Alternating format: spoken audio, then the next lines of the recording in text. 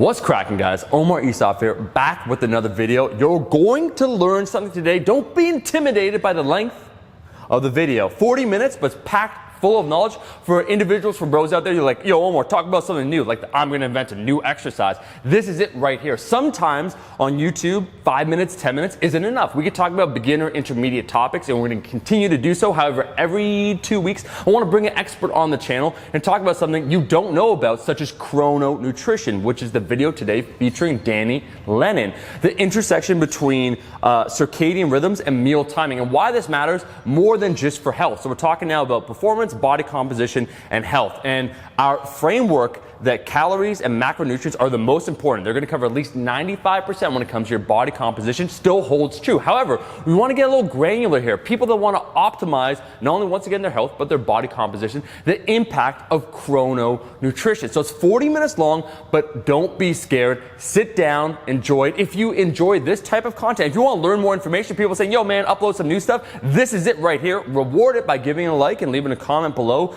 Also, make sure to check out Iron Culture. We now have 20,000 people listening every single week. Don't sleep on it. That's where myself and Eric Helms, we go into that advanced area of knowledge. So we have the YouTube that nicely complements then the podcast, and I want to start bringing longer form content. So if you want to see that, make sure to like the video and leave a comment below what you want to see next. I already filmed another one with Eric Trexler. It's good. So without further ado, let's talk about chrononutrition and why meal timing ultimately does matter. Well, I am pleased, I am thrilled with our next guest. We have Danny Lennon of Sigma Nutrition on the channel.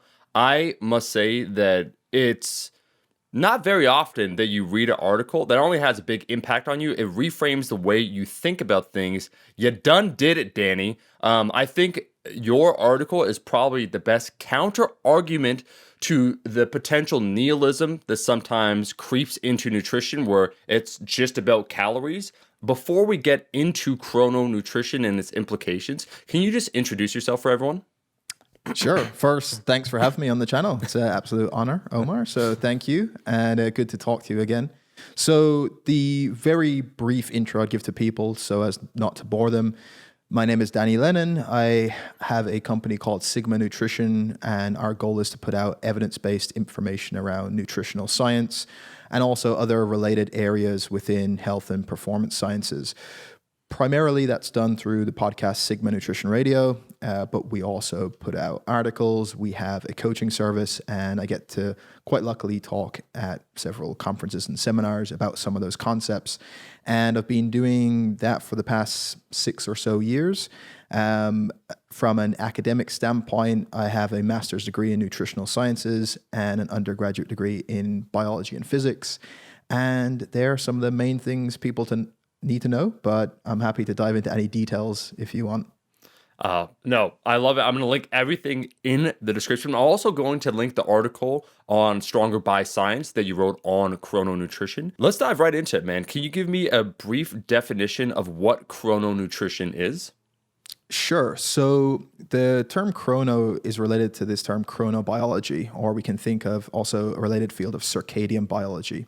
So we know that one of the important things for human health is how many of the processes within the body run on a circadian rhythm. And a circadian rhythm has a rhythm that's about 24 hours. So there's lots of examples of this. For example, melatonin is a hormone within our body that has a predictable pattern that is relatively low throughout the day, starts to rise in the evening, and then throughout the night will start to dip back down again. The hormone cortisol has a rhythm where it's high early in the day and will go down. Insulin sensitivity has a circadian rhythm that is highest in the morning and declines throughout the day. And there's several other examples that we can mention, but they have a rhythm that repeats every 24 hours. The other thing is that if you were to leave someone in a room without any external stimuli influencing that human, then those patterns would continue to run at about 24 hours. Now, not precisely, and that's important as we can discuss in a moment, but about 24 hours. Now, we know that the biggest thing that helps us set and more precisely those circadian rhythms to our 24-hour day is our exposure to light and dark. And so that helps us to kind of fine tune some of these rhythms.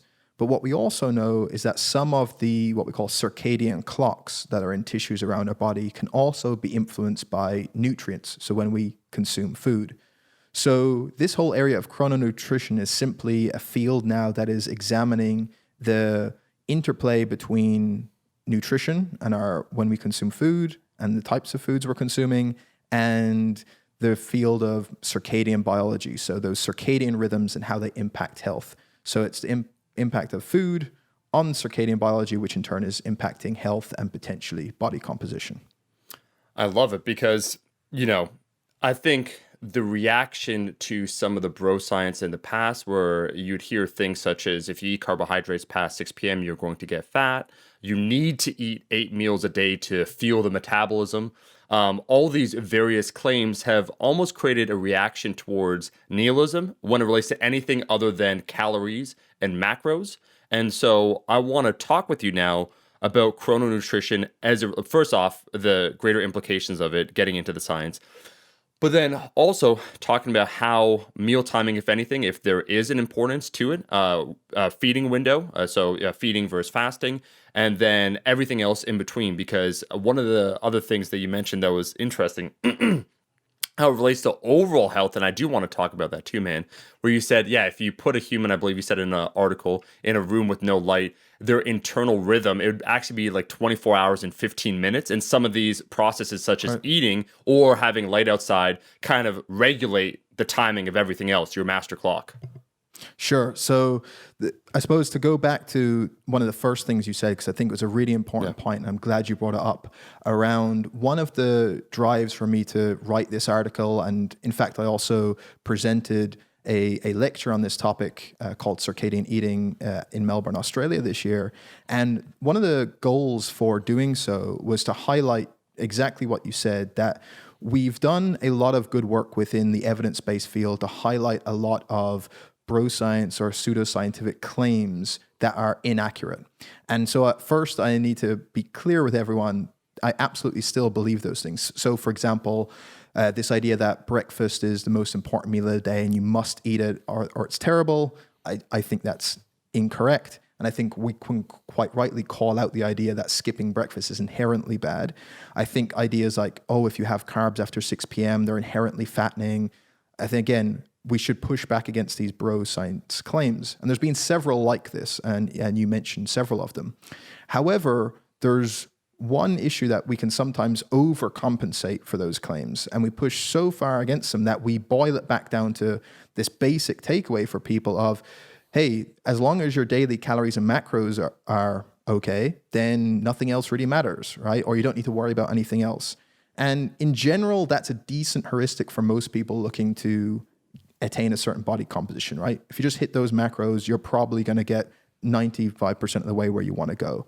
Saying there is no difference, though, in what foods we eat or when we eat isn't actually correct, because there's other areas that it can influence, which is what I wanted to talk about with the circadian biology and chrononutrition stuff. And it was to highlight, hey, for a moment, we should probably be a bit more critical in our thinking and not go so far to the opposite extreme to say that it doesn't matter when we eat, what we do, as long as we're hitting daily macros. There's a bit more nuance to it. So that was a big drive to do it, to make us aware that, yes, we should push back against some of these claims that are actually incorrect, but we don't need to, they may have some basis for other reasons than what they were claimed, right? Right. So yeah, carbs after 6 p.m. don't magically make you fat.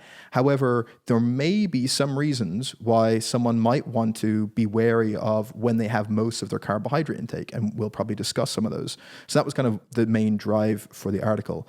But I'm happy to start wherever you think would be a good point to jump in on. Yeah, so maybe just a refresher for everyone on circadian rhythms, master clocks, and just how it works in general. Sure. So that was a point that I didn't mention previously, that we have what we call a master clock. So this main central regulator that sets most of our circadian rhythms is located in the brain by the hypothalamus, called the suprachiasmatic nucleus, or the SCN. Colloquially, we just refer to as the master clock. Now, this is most influenced by our exposure to light and dark. So it's essentially using the stimulus in our environment to tell us essentially what time of day it is, so we can have processes running when we want them to, have certain hormones high or low depending on the time of the day. And like I said, we have certain hormones that we want low during the day and higher towards night. And so to fine tune that with our precise 24-hour day, we're going to get feedback from the environment by using light and dark. Now, we don't only have that master clock. We have circadian clocks that are located in pretty much all the tissues all around our body. So in our muscle cells, liver cells, lung cells, there are circadian clocks. Now, they are heavily influenced by that master clock, but they are also influenced by other things like feeding, which is the whole point of chrononutrition, that can influence those clocks independent of that master clock. So what this means is that potentially when we eat our food and what stimulus we are giving those clocks in terms of setting them, we could either have that master clock and these peripheral clocks in synchronization, so circadian alignment we call that, or we can push them out of sync, or circadian misalignment. And we know quite clearly that circadian misalignment can lead to a lot of problems. This is why people will know things like jet lag is problematic, comes with a lot of symptoms, why shift work can be so problematic. What is happening in those cases is we are getting a circadian shift and we're causing circadian misalignment because we're getting stimuli at the wrong time of the day. So it's putting those clocks out of sync. And so the hypothesis, at least, is it possible that we could have better and worse ways to set up our nutrition in order to align it better from a circadian perspective? And that's, again, the kind of theory we're going with. And so there's probably 4 different areas that I highlighted that we could think of this quite separately. One would be the actual time of day when we have a certain meal. What does that do for how we metabolize that meal? 2 would be the consistency from day to day of when we're having those. The third would be how we distribute calories. So take 2 conditions where we have the same number of calories each day. Doesn't matter if we put more of them early in the day, more later in the day, evenly distributed, how do those compare? We could also do the same comparison with, say, carbohydrate. And then the fourth was the length of the feeding and the fasting window. And this is probably where most people have, I think, most of their interest in this field, because it relates quite closely to intermittent fasting. But this field of time-restricted feeding or time-restricted eating, this is where we have a condensed number of hours where we're going to consume our nutrients and therefore an extended feeding window. And again, so a lot of studies, that could be an 8-hour feeding window, 10-hour, a 12-hour window. But quite simply, it's shorter than what the average person in the population typically does, with most people in the Western world sometimes getting between 15 to 16 hours per day of a feeding window. So basically from when they're up to when they're in the evening, they're consuming all throughout that time. So there are 4 separate elements that we could potentially look at and see how they may have a role to play. Absolutely. Let's go over each of those 4 elements and then their implications. So maybe let's start with the first one. I think you said the first one was meal timing. Sure. Yeah. So there's lots of different ways we could get into this. The main point I would make is that we see quite clearly that if you take the same meal and consume it early in the day versus if you consume that meal at night, the metabolism is different. So you see differences in your blood glucose response, so how high your blood sugar goes and stays for a number of hours. Also the same thing for free fatty acids, which is what we break dietary fat down into. So we see different responses. We've known for quite a while that eating meals, particularly large meals high in carbohydrate and fat, can be problematic during what we call biological night.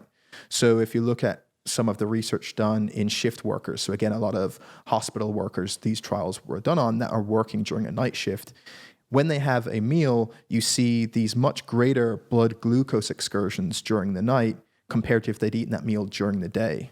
And so there's a couple of things that would influence this. As I mentioned previously, we know there's a circadian rhythmicity to insulin sensitivity. So the opposite of insulin sensitivity is insulin resistance. So as you go into during the night, you are less insulin sensitive. So when you have a high carbohydrate load at that time, so a high carb meal, your blood glucose is going to have a much greater excursion after that meal than a previous time. We've also data that shows if you eat the exact same meal, like I said, in the morning versus late at night, you're going to get a different metabolism to that. Now, obviously, the question could become, is that much of a big deal? And again, there's some nuance to that. And then also other things that may influence it, and we'll probably circle back to that. One being what's probably most relevant to your audience would be resistance training, or hopefully it should be. And we can talk about that. But we do see that there is differences based on time of day. And we know that having particularly large meals close to sleep is probably going to be problematic. And certainly the later that gets. The second component that we talked about was consistency. This is relatively straightforward, that we see that what we would define as the opposite of consistent eating would be erratic eating. So from day to day, the number of meals you have dramatically changing and the time of day that you eat dramatically changing. So there was a couple of trials that I mentioned in that piece. One was by a group in the UK. Al Hussein was the lead author, and they compared, it was a 2-week study. One group had the exact same number of meals at the exact same time of day for the 2 weeks. The other group had anywhere between 3 to 9 meals per day, and it changed every day. So it could be 3, then it could be 7, then it could be 4, it could be 9, changed every day for the 2 weeks. And at the end, they saw differences in their baseline blood glucose and insulin and some other metabolic health markers. So we see that there's something about having some consistency to when you usually consume your meals. The third component that I mentioned is the energy distribution, which I think is one of the most interesting and probably one of the poster studies that I tend to talk about because it's the most compelling or had quite a large result, was a 2013 study by Daniela Jakubovic. And they compared it was a dieting study where they put people on 1,400 calories a day across 3 meals. And they either had that as a large breakfast with a small dinner, or the opposite, as a small breakfast with a large dinner. So that equated to a breakfast of 700 calories, 500 calorie lunch, 200 calorie dinner, or the reverse, 200 calorie breakfast, 500 calorie lunch, 700 calorie dinner. And over the course of that trial, they saw a significant difference in how much body fat and weight the participants lost. So I think it was actually body weight that they measured. And the difference was something like 8.5 kilos compared to 3.5, if my memory is correct, or somewhere around that. So a large difference. I don't think that is completely down to just circadian impacts. I think there's other things, probably behavioral, adherence, the tracking of the people, and so on. However, regardless, from a pragmatic perspective, we're seeing this dramatic difference when people are prescribed the exact same thing, told to eat the same, but just changing where they place those nutrients. So to work out, is there actually any physiological benefit to setting up your diet with more of the energy earlier in the day? There's been a couple of papers that suggest there might be. So one that I pointed to in the article was out of the UK, the Bath Breakfast Project, it's called. Lead author on it was a guy called James Betts. And they had 2 groups compared, where one group fasted until 12 p.m., so had nothing in the morning, had their first meal at 12. The other group had to have what they defined as a large intake early in the morning. So that was more than 700 calories before 11 a.m. And most of those had to come, I think, before 9. And then throughout the rest of the day, both groups just ate as normal or ate what they wanted. What they found in that study was quite consistent with what we've seen in a lot of intermittent fasting trials. The group that fasted until 12 p.m. end up eating a lot less calories over the course of the day. In fact, they ate about, I think, 400, 450 calories less over the course of the day. However, when we look at body composition, we see that there's no differences between the groups in terms of what happened in body composition. So when we look so they also measured energy expenditure across the day in both groups. And this is where it kind of gets interesting, that they saw there was the group that had that large breakfast expended an extra 400 calories or so per day compared to the fasting group. So yeah, they both had the same body composition, but the group that had the large breakfast were able to eat more calories per day. So and when they looked at what component of energy expenditure that was related to, they saw that it was down to low intensity activity. So this was not training sessions. This was just subconscious moving throughout the day. Fidgeting, just small movements. Right. It's fidgeting, walking around without actually planning to do anything vigorous. And so then one of the hypotheses we could make is, well, if we front end some calories, so if we get more of the energy intake earlier in the day, what if for someone who is just going to go about their day as normal, they end up expending more? So let's say we take a case where we don't let people just eat as they wish, but they're tracking their calories. And so we limit that off. What if, by the way we set up the distribution, that one group or one individual can expend more energy than they otherwise would? Maybe that would have some sort of implication. That would, if that was actually true, that would mean that either they could create a deficit whilst eating a higher number of calories, or they could maintain weight at, again, a higher number of calories. So we still need to see more of that replicated. So I'm not going to say that just having more calories in your day means you're going to burn 400 calories more, because of course they were eating more calories as well. But we at least have some sort of mechanism that is now being looked into. And there's several groups looking at this stuff right now, including a number that I know in the UK who are looking at some of these energy expenditure markers and seeing, based on how we distribute energy, can we have people, or do we see differences in how many calories people are burning? Because that would be the first thing to suggest that maybe we can see differences in body composition, not because this is doing anything magical. It's simply affecting what we always said, energy balance, right? Calories in, calories out. It's not doing anything magic. It's just meaning for a set number of calories, we may see differences in your calories outside of that equation. So that is potentially something that could be looked at. But we still need more for me to be definitely sure about that. What we do know is that there's quite clearly impacts for blood glucose is the one that's been looked at the most, that is most replicable and consistent, that we see people eating large meals at night, particularly large amounts of carbohydrate, will have a worse blood glucose response after those meals. And over the course of the day, their 24-hour blood glucose is also higher. So at least for certain individuals who are trying to monitor or who care about their blood glucose or would benefit from keeping that lower, this may be a potential strategy for those people.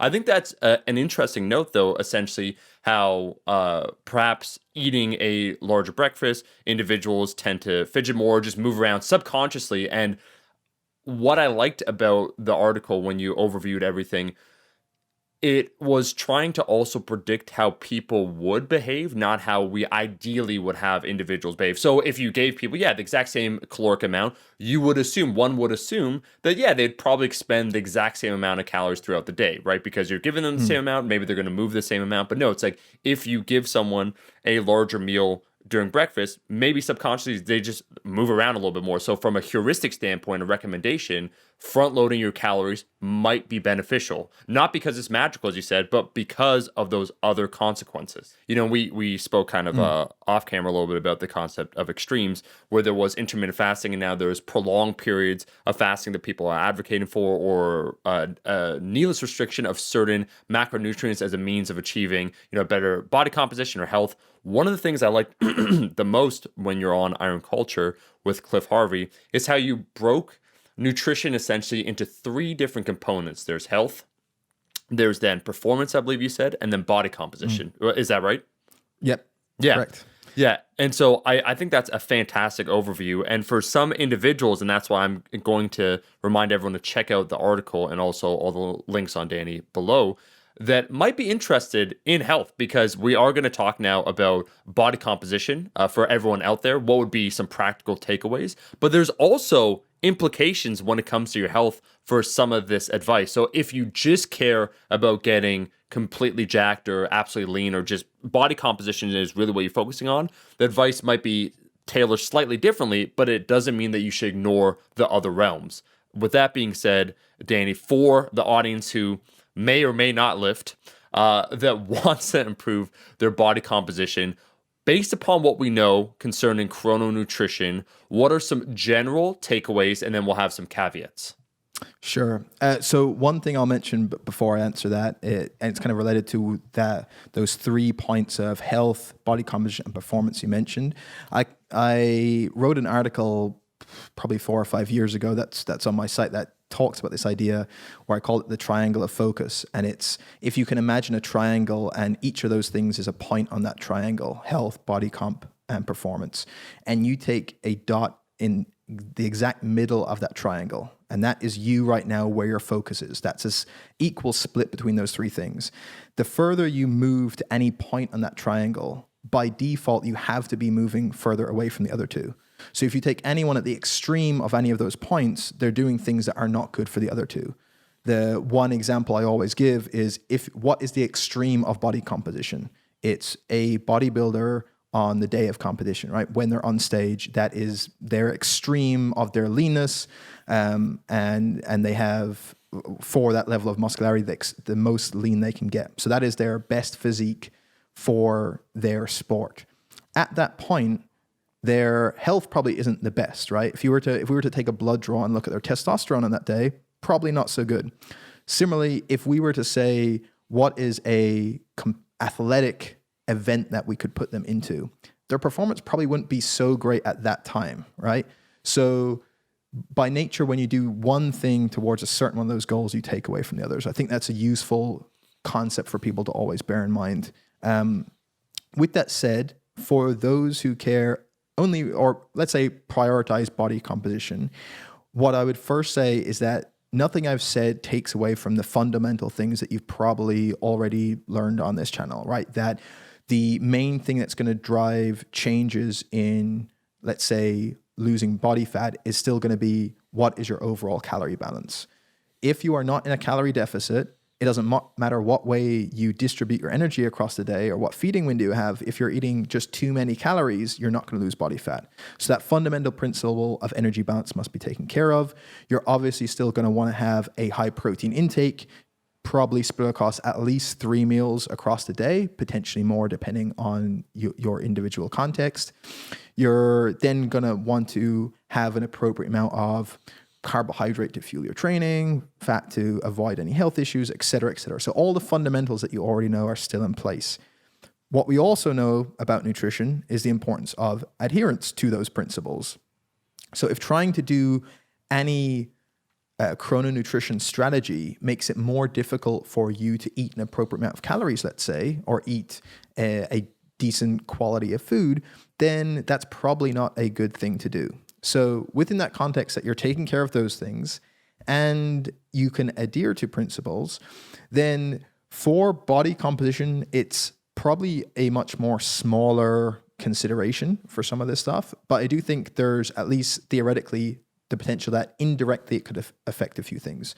So one thing that we've mentioned, just to recap on, is there is at least a hypothesis that still needs to be fully examined, that if we put more of the calories early in the day, you could have greater energy expenditure across the day, therefore changing energy balance. So that could have implications for someone's body composition. So it might mean that at a certain number of calories, let's say that person is dieting and they're eating 2,500 calories a day. If you're expending more because of how you distribute your energy, then you might have a larger calorie deficit for that set number of calories without really doing extra training, let's say, because you're just expending more across the day. Now, how much of an impact that is, I can't really say, or how practically significant, we just don't know. And maybe it's not relevant for a lot of people to think about. The other then is the indirect things that I mentioned earlier. And this is where it probably comes down to just trial and error. If you've never tried this stuff before, and now you say, do you know what, like I eat these massive meals like an hour before bed. What if I take some of those calories? Instead, I'll just have a protein shake an hour before bed and take the rest of those calories and carbohydrates, put them earlier in the day, a few hours before I'm training or any stage before I'm going to go train, and just see, does my training performance feel better? Do I feel like I have more energy? Do I get more reps done in certain sets? Because if that's the case and you're getting more work done, therefore your training volume is higher, then indirectly over a long period of time, maybe you are accumulating more work, and that could have these intangible changes in your body composition that we can't really predict, right? So they are at least theoretically some ways that would do it. But again, none of this stuff is probably necessary to change your body composition, right? So if you did everything wrong from what I've said and just eat nearly all your calories at night, but again, just eat in a way where you are still in a calorie deficit and you're still doing training, your body is still going to lose body fat. It's not going to be resistant to doing so. So they're not necessary, but they may help in some indirect ways. Also, if you are, let's say, healthier because of things you're doing from a circadian perspective, does that translate to you, again, being able to be a better athlete in the gym? Potentially over a long period of time. I think the same thing we would say of why it's important to pay attention to sleep, right? Or why it's important to get daylight exposure during the day is a big thing. Those things can indirectly impact things that we may not pick up, but it would take years for us to see these differences. So that's where I would put this, that there may be some small ones and indirect ones that we can't really know, but if it contradicts any of the fundamentals you're already doing or is going to impact your adherence to those principles, then I'm not too concerned. Tempered. I like it.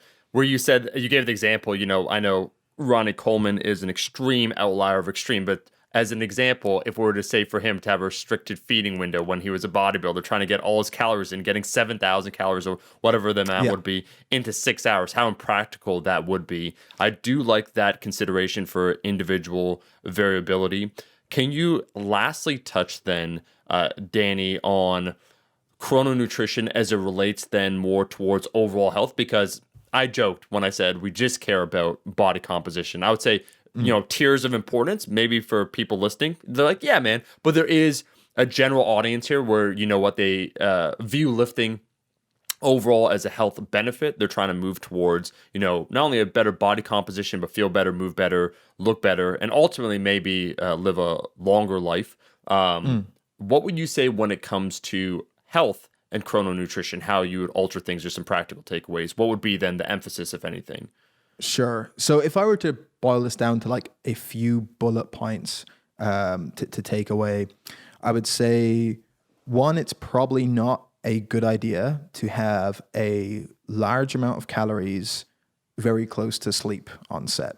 So if people want a cutoff, because it's hard to give an exact one, but let's say in the 2 hours before you're going to sleep, you probably don't want to be consuming, ideally, any food, but certainly not a large meal. Certainly one that has a high amount of carbohydrate and fat. Protein is a slightly different consideration, and we can get to that if you wish. But I would say try to avoid eating in those couple of hours before sleep. Late in the evening time, you probably don't want to have a huge meal, particularly if it's high in carbohydrate and or fat. And you want to, again, maybe think of, how do I place my meals within daylight hours as opposed to at nighttime? I would say for early in the day, it might be a good idea to have something relatively early in the day. However, I don't think that means you need to eat something as soon as you wake up, right? Because some people could think, well, if I'm doing this for circadian reasons, when I get up in the morning, I should get some light exposure. Then I should match that up with getting some food intake straight away. I don't think there's any research that would make me conclude that just yet. And if people want an idea for purely anecdotal reasons of how I typically would set up my day, for example, is let's say I get up at around 7 a.m. I may not have my first actual meal until 10 a.m., but it will still be a meal at that time as opposed to prolonging it until like 3 or 4 p.m. I'll have something, probably a relatively decent sized meal as well. And then I generally train in the early afternoon. So beyond those things, probably having some sort of restriction on your feeding window. If you've never tried this before, start with a 12-hour feeding window. It's relatively simple. Let's say that's 8 a.m. to 8 p.m., something like that. And then you can try shorter if you would like and see if you feel any different, if you notice any benefits from it. It's definitely worth trying, I would say. So they would be the primary things, like some sort of restriction in your feeding window, not a massive amount of food late in the evening, slight skew towards early-ish in the day. So just if you usually have a massive meal right at night, maybe just some of those calories, push them at any point earlier in the day. Those would be a few things. And then, of course, we could talk forever about sleep and light and dark. But just on the nutrition side, that would be some of the things I would say that are simple first starting points to look at. Yeah. Danny, I think you did it. I think you gave a fantastic overview as it relates to chrononutrition. I think you hit everything. Are there any things that you want to say in closing that you feel you want to circle back to, or anything you want to clarify? There's probably one thing, because I know it'll probably come up as a question, because quite often, and again, it's related to those small number of people in your audience who may or may not lift some weights. And it's typically, hey, I usually train in the evening time. Are you saying that now I can't come home and I can't have my usual meal of rice or potatoes or whatever carbohydrates because it's evening time? With that, I think there's some good news that earlier when I said that typically we see a decrease in insulin sensitivity throughout the day. So if you have carbohydrates late into the evening, you typically see a worse glucose response. One of the cool things that happens when you lift weights is you get something that's called GLUT4 translocation occur, which simply means there is a glucose transporter that's usually inside in a muscle cell. And after you lift weights, you get a movement of that transporter to the surface of the cell. And that transporter now allows you to move glucose from the bloodstream into that muscle cell. Now, the cool thing about this is it does it in an insulin-independent manner. So we now don't need insulin to be involved in this process to move that sugar that's in the blood into that muscle cell at that time point. So even when you are less insulin sensitive, i.e. when you are more insulin resistant in the evening, if you've lifted weights in the hours prior, you can now effectively dispose of that glucose just fine because of this. And so for those people who do lift weights in the evening when they come home and they do like to have a post-workout meal with some carbohydrates in it, is probably not going to be a problem, at least for a blood glucose perspective, because they can effectively dispose on it. Maybe we could talk about some of the other circadian stuff, but in general, it's not going to be an issue from a blood sugar perspective. So that's some good news that may be of note for people who do lift some weights in the evening time or afternoon. Chicken and rice is back on the menu. There we go. We were nearly stuck with broccoli on its own. Sad. It would have been sad, man. Danny, I want to thank you so much for being on the channel. Can you just once again shout yourself out? Where can people find you? Do you offer still your own coaching, or you have your coaching team? Like, where can people find more information about Sigma Nutrition?